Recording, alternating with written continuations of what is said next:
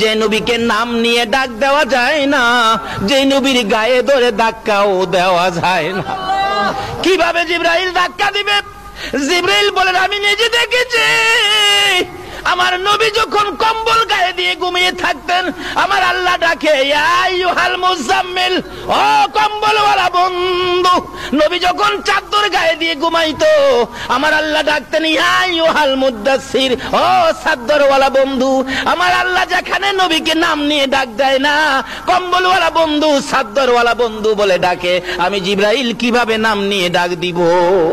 যেই নবীকে নাম নিয়ে ডাক দেওয়া যায় না, গায়ে ধরে ধাক্কাও দেওয়া যায় না, আমি এখন কি করব?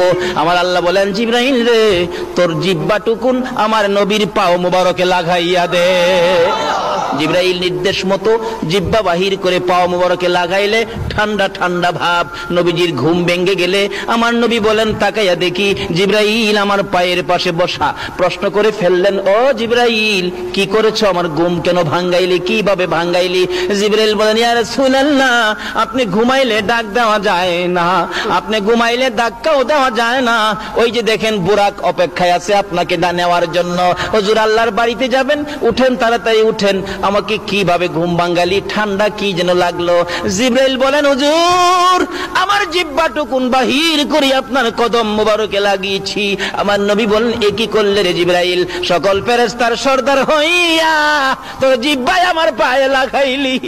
জিবরাইল বলেন, ইয়া রাসূলুল্লাহ, আমি সকল ফেরেশতার সর্দার হতে পারি গো, আপনি নবীর পায়ের দুলির সামনে আমার কোনো পাওয়ার নাই।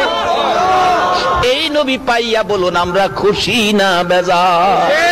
ছেড়ে দে নৌকা মাঝি, যাব মদিনায়। বলুন বলুন, ছেড়ে দে নৌকা, মদিনাতে কান্দে নবী উম্মতের মা।